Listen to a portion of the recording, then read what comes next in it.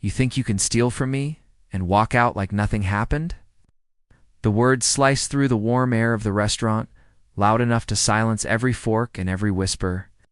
And in that frozen moment, no one knew they were about to witness a truth far greater than money. You think you can steal from me and walk out like nothing happened? The millionaire's voice echoed across the polished marble floors, past crystal glasses and white tablecloths. Every head turned toward the door, where a young waitress stood, clutching a small paper bag to her chest. Her name was Lila Carter. Her shoes were worn at the heel. Her apron was clean but faded from years of washing. Her hands trembled not from guilt, but from fear that this moment would cost her everything. The man accusing her was Daniel Whitmore, owner of half the buildings downtown, a man whose watch cost more than her yearly rent.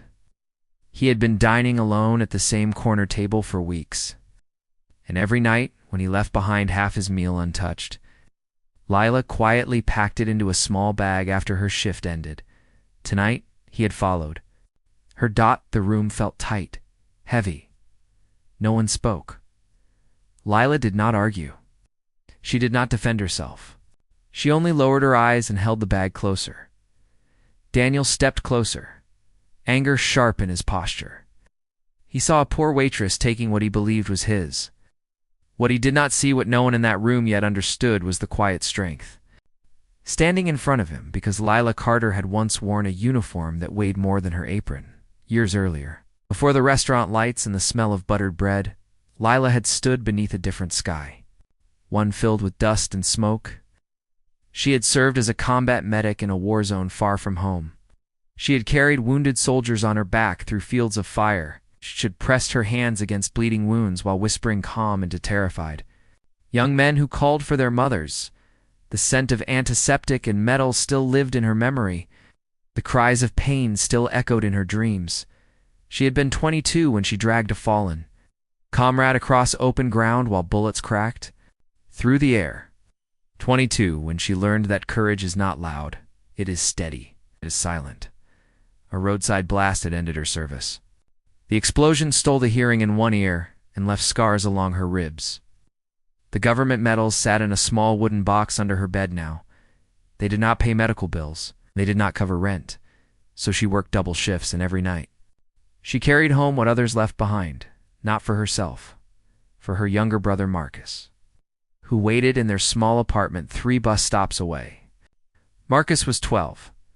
Marcus had a weak heart. It's a kind that beat with effort. It's a kind that required medication and careful meals. The kind that made a sister fight quietly every single day.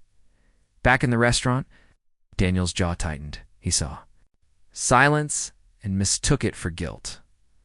"You took what wasn't yours," he said, his voice low but hard. Lila lifted her eyes. There was no anger in them, only exhaustion. "I never take before you leave," she replied softly. "You always leave it." A few customers shifted in their seats. Some avoided looking at her. Others stared, curious but unmoved. The manager stood near the counter, uncertain, afraid to challenge a man who spent more in one dinner than the restaurant earned in a day. "Rules are rules," Daniel said. "Theft is theft." The word theft hung heavy. Lila felt the old instinct rise in her chest, the instinct to stand firm under pressure. She had once stood in sandstorms and chaos. She could stand here. She did not beg. She did not cry. "If you want it back," she said quietly, "you can have it." She extended the small paper bag toward him. Inside were slices of steak, its untouched bread, vegetables still warm.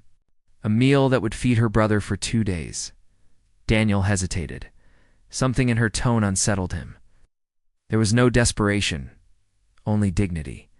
Still, pride pushed him forward. He reached for the bag, and then he noticed it as she lifted her arm.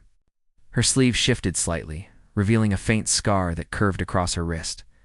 A scar too precise to be random. Scar from shrapnel. His eyes narrowed. "Where did you get that?" he asked. She gently pulled her sleeve down. "A long time ago." But Daniel was not just a businessman. Before he built his empire, he had once worn a uniform. 2 decades earlier, before boardrooms and contracts, he had served briefly, long enough to recognize certain marks. long enough to recognize the quiet stance of someone who had faced worse than public shame. The room waited. "You served?" he asked, his voice losing its edge. She nodded once. "Minik?" The word changed the air. Daniel looked at her differently now, not as a waitress, not as a thief, but as someone who had once stood where he had stood. "Why are you here?" he asked softer. Now she thought of Marcus, of his thin smile, of the medication bottles lined up by the sink. "Because service doesn't end when the uniform comes off," she said. "It just changes." Her words settled over the room like a slow sunrise. Daniel felt something shift inside him. A memory surfaced of a medic who had once pressed bandages against his own wounded leg, whispering, "Stay with me," while chaos raged around them.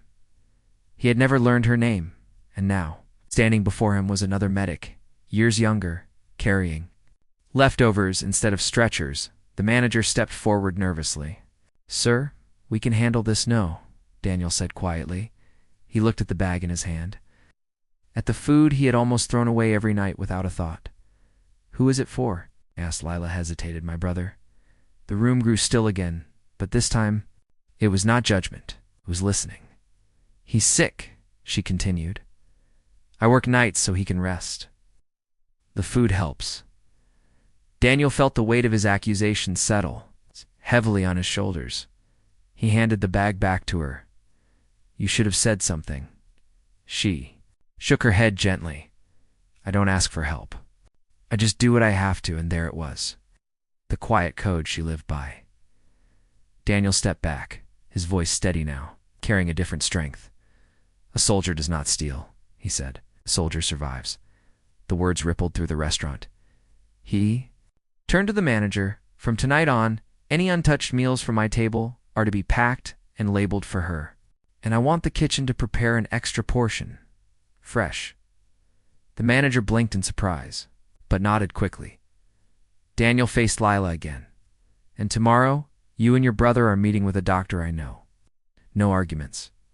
Her eyes widened slightly. "I can't repay you already did," he said gently, "long before tonight." Silence filled the space once more.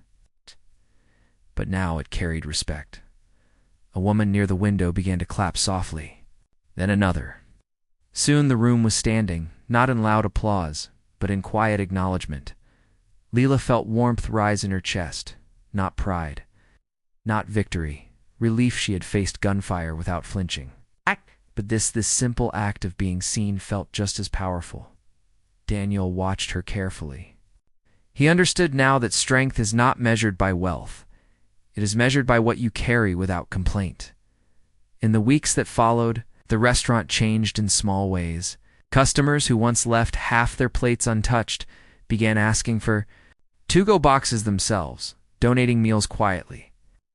The manager started a community board near the entrance, where people could prepay for meals for families in need. No announcements, no praise, just action. Marcus received treatment that eased the strain on his heart. His laughter grew stronger. Lila still worked her shifts, still moved with calm grace between tables, but she no longer walked home alone in the dark with fear in her chest. One evening, Daniel sat again at his corner table. When Lila brought his meal, he looked up at her and said softly, "The strongest people are the ones who ask for nothing." She smiled, "And the bravest ones are the ones who see them anyway." Their words were simple, but they carried weight, because dignity does not shout. Honor does not demand attention.